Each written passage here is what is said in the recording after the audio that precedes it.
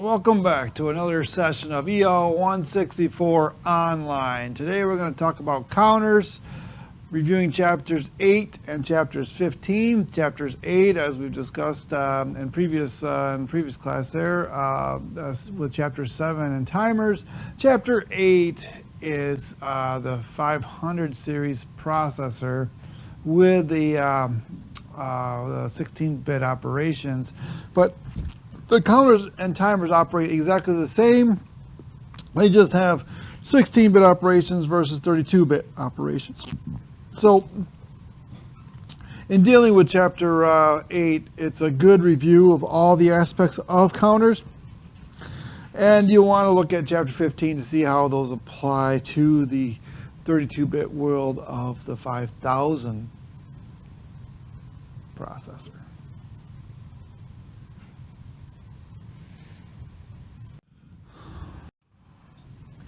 Again, chapter 8 is going to be the 500 version of programming counters, much more detailed than that of 15.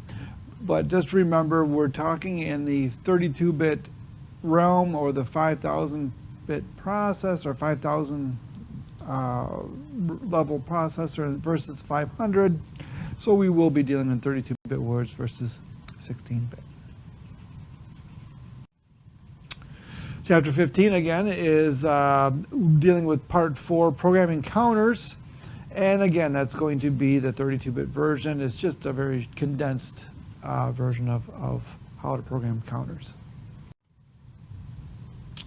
Here in the 5000 world, you're going to find three aspects of counters under Timer Counter tab in the programming software.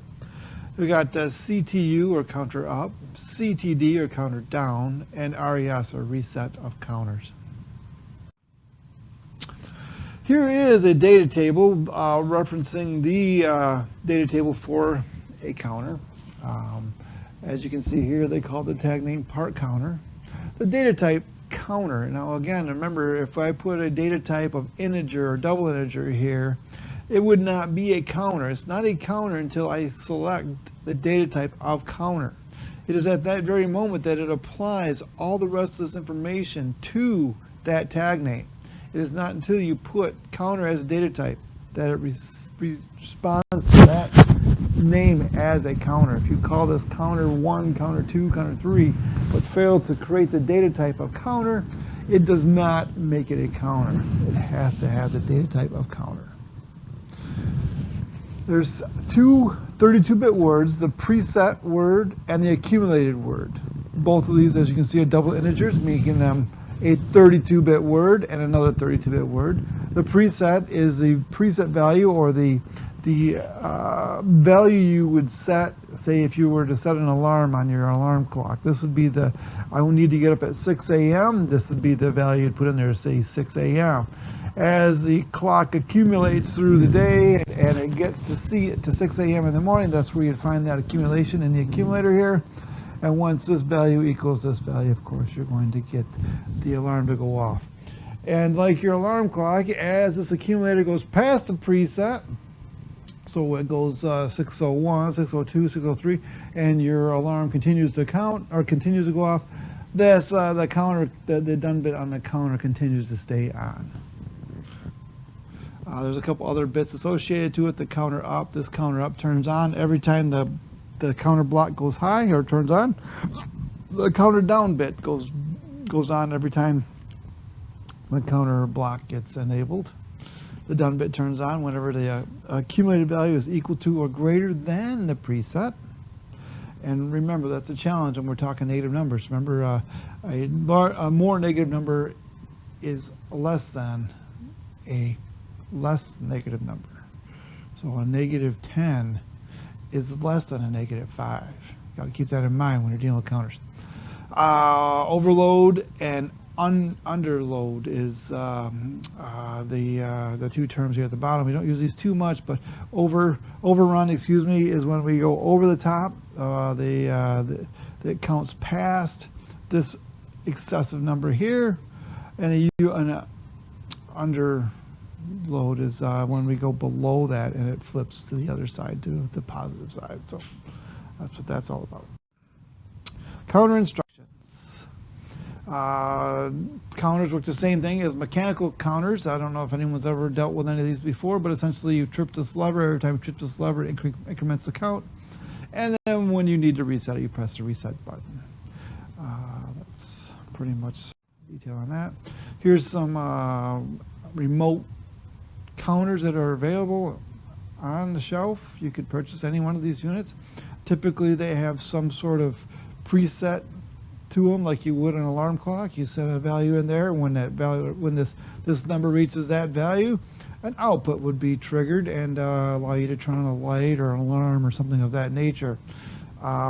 These units here are typically more expensive than your low-end PLC.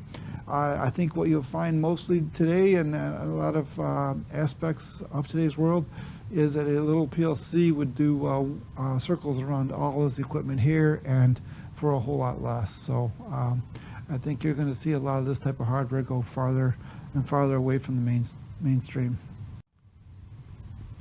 A good aspect or a good application to use a counter, again, is just to hear they got an application where they're feeding a input like some sort of photo eye or some type of sensor to read a box every time it goes by into an input. Every time that box goes by, it increments a count in the PLC.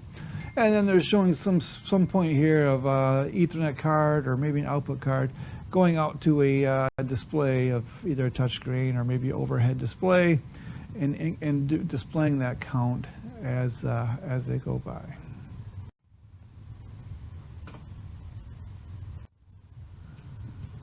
Okay, so here we are. We're looking at the counter instructions are similar to timers, except they do not operate internal clocks. So kind of just reviewing how this operates. So when this contact does close, goes from an off state to an on state, the CTU will increment up by 1. The accumulated value will bump up by 1.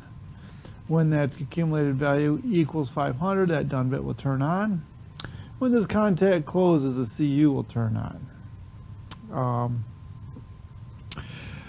As you continue to increment past 500, so 501, 502 onward, that DN bit will stay on. It stays on until this value is below 500 again, which would either require writing to that location a 0 or hitting the reset, and which would cause that of counter 0 to reset back to 0. Here we are looking at the counter reset instruction. So here the first rung is the count rung. When this contact closes, the counter increments by 1. Noting that this address matches this address. So when I trigger this guy here, when he goes from an off state to an on state, this reset comes on, setting this accumulated value to 0. So here we're looking at a basic block diagram of the same situation. So every time the state of this input goes from an off to an on, so an off state to an on state, we increment the accumulated value. When this reset line goes from an off state to an on state, we reset that value to 0. Here they're just showing another application using your limit switch. You can use a parts counter or a proc switch in this case, and you can sit there and do a counter up and counter down. But essentially what they're stating here is every time it goes from an off state to an on state, it is incremented by 1, and in the counter down, it goes down by 1 every time it goes from an off state to an on state, off state to on state. The up counter. So 3 aspects of the up counter are the counter address, the preset word with 32-bit word, and the accumulated value, which is again a 32-bit word. A couple of bits associated with a counter up. This is just indicator saying that it's received an input. So that'll come on every time that this counter gets activated when the increment of this, and the done bit will come on every time, anytime the accumulated value is equal to or greater than the preset. Here's an application where we have a push button that comes in. Every time you press this push button, it goes from an off state to an on state. We increment this by 1. This will happen up till we reach the value of 500. At that point, the done bit will come on, close this contact, and turn on the red pilot light. At the same very instance, the counter done will open this circuit, and turn off the green pilot light. These states will stay the same until what? Until we hit the reset button. Come down here, hit the reset button, closes contact, reset goes active, putting a 0 in the accumulated value. Here's a counter up timing diagram. As you can see here, every time this goes from an off to an on state or a false to a true statement, you'll see the increment of the counter go from 0 to 1 to 2 to 3 to 4, 5, 6, 7. And notice how when the counter does no longer flashes, it stays at 7. What? Until we see rung 4 go to reset. At that very moment, it drops back down to 0. Here is, oh, I slipped up a little bit. Here's 500, should be the 5,000 counter. We got a counter number of counter 0, so counter 0. Referring to bits 0 to 31, and as you can see, 31, 30, 29, 28, 27, 26 are associated with the bits associated in the control word. Because of the way 5000 manages the information, we don't really even care or even have to know what bits those are being used, because what? They provide us that information right here. We got CU, CD, DN, OV, and UN right here as a part of the bit layout here. So that's what we've got to work with. So then the other piece of the puzzle is they give us the counter.pre and the counter.acc, the preset value, and the accumulated value. And as you can see here, we've got a double integer representing the pre, a double integer representing the ACC, our accumulated, and Boolean representing the last 5 bits. Here's a couple of bits that some information on those. So the CU bit, or counter up bit, enable bit, is true whenever the counter up enable construction is true, which is whenever that bit goes true, the counter up goes on, that turns on. Same with the counter down. When the counter down is being used, that CD will turn on every time the counter is engaged.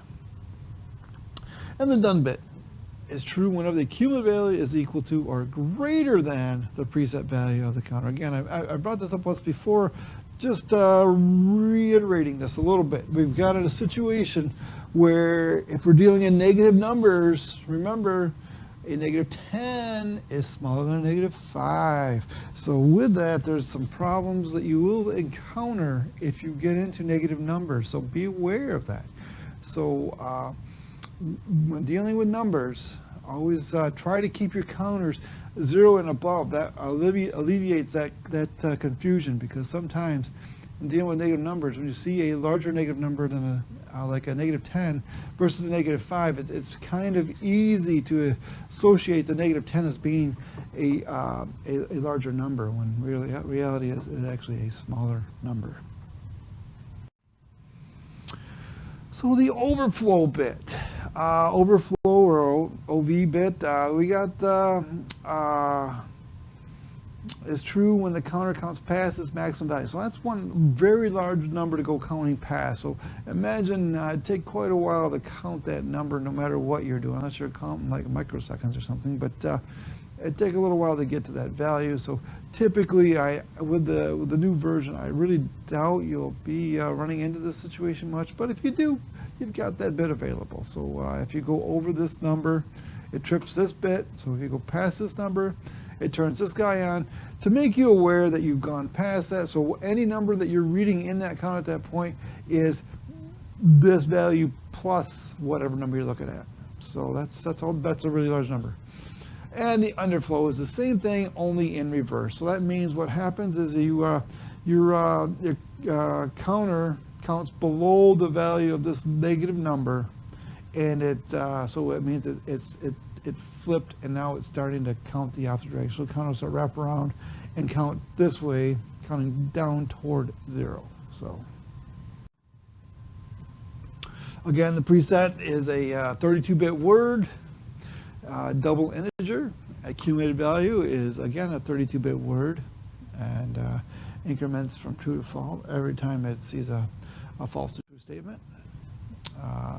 So here's a breakdown of all the bits associated to the counter up. We got the CU, the DN, the preset, accumulated, and the done bit. or the overload bit, excuse me, OV bit.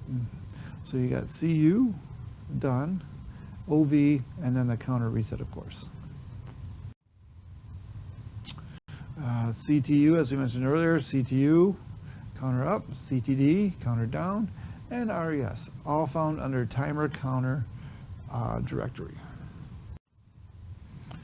Here's an application where we're using actually a counter up to make sure that we only start this motor 10 times. Maybe after every 10 times we start it, we have to do some type of maintenance procedure.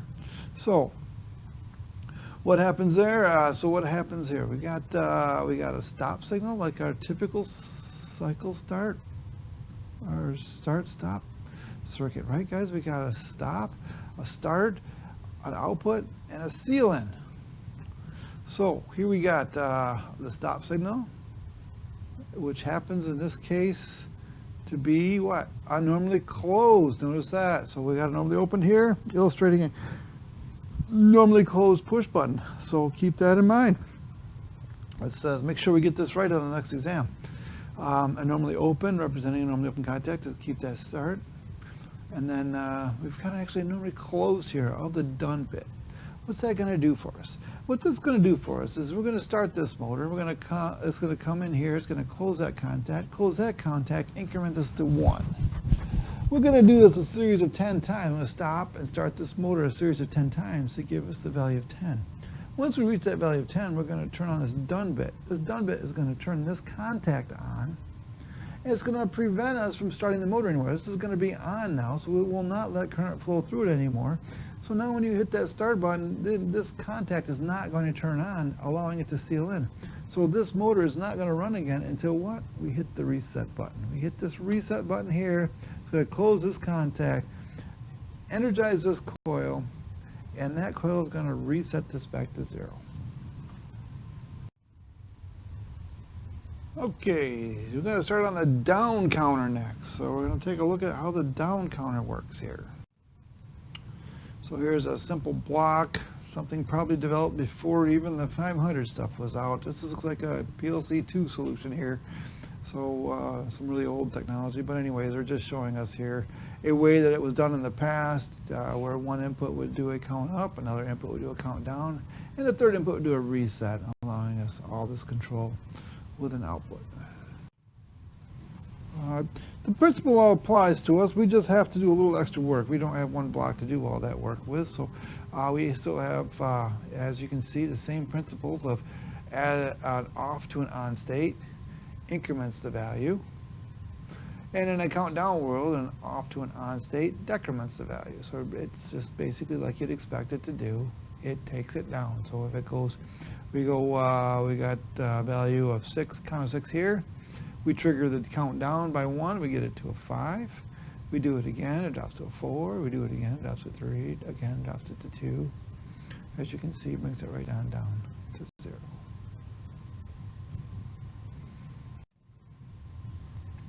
So this is a very common application of the counter up, counter down situation. So we end up have an enter switch and an exit switch. So you have a product enter a device, and you got a product and an exit device. So if for every one that enters, you should have the same one exit the process, whatever it be, a stamping process or a filling process, whatever it happens to be.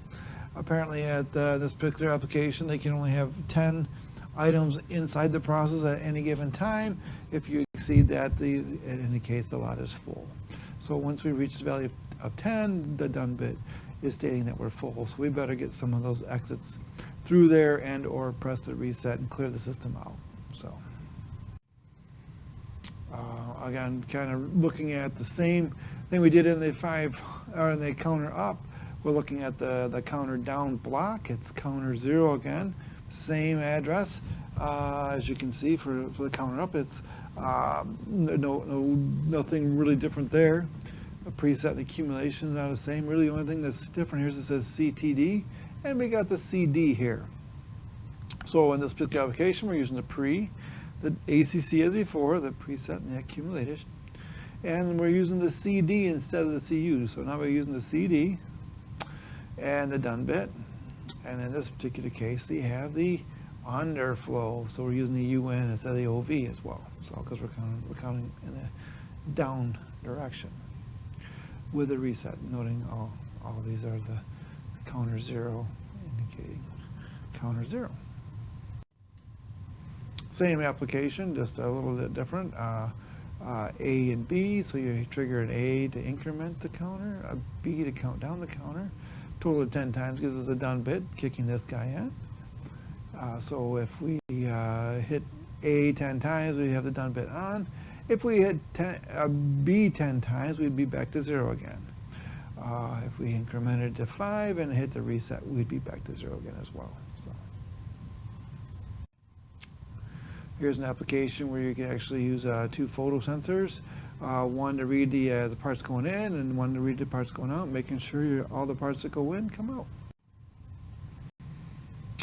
Here they're using a couple of sensors, like a proc switches, or looks like proc switches or photo eyes here, doing the very same thing, or monitoring the feed in and the feed out, making sure that the product is everything that goes in comes out. Cascading counters. Now this is something like I said before, our counters have very large numbers in them, so the idea of having to cascade them is not quite as critical as it used to be with when we only had 32767 to work with. Now we have, as you can see, a much larger number. So when we're dealing with cascading counters, we don't really have to do too much. I mean, we might have to do a little bit here, but what I did here is I provided an example of a clock, something that you may or may not see on a regular basis, but sometimes you come up with some different solutions, that different ways to display the same information. So here what I'm doing is I have a signal here. It's going to turn on and off once a second. So it's going to count 60 seconds here.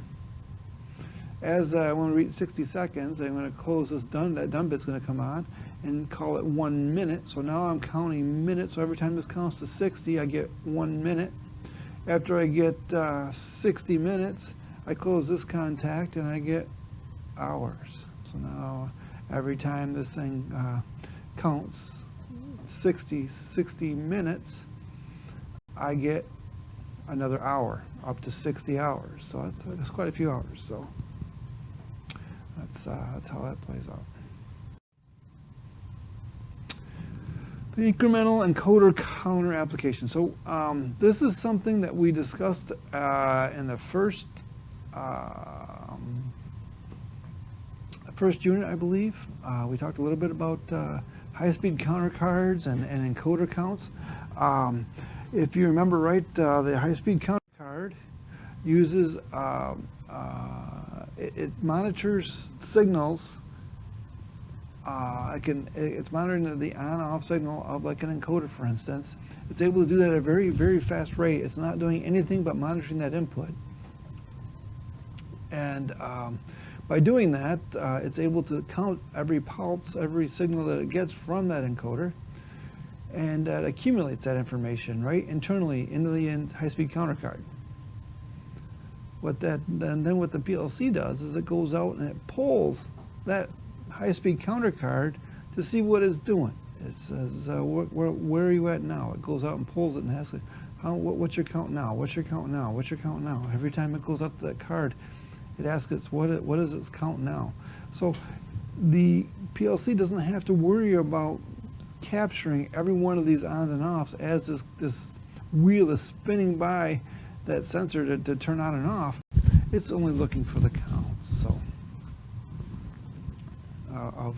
that's accumulated in the high-speed counter card. A good application to apply this to would be as if you were looking for some sort of length or something. So if you had to have all these boards cut the exact same length, you could roll that conveyor out to a certain distance and then cut the board off at the proper length. Now, is this a good application? Definitely not. You don't ever put an encoder on a conveyor belt, because the conveyor belt will slip and the product will slip on the conveyor belt, so you can't have an accurate reading on that product to make sure you have a good length of cut every time. There's definitely better ways of doing that very same thing, but But they're just showing an example of, maybe kind of a bad example, but they kind of showing an example of what you can do. So this is the end of the slides for this particular lecture. I wish you all the very best. I hope everyone stays safe, stays healthy, and I really hope to see you guys again before the end of the semester. We'll be talking to you later. Bye-bye.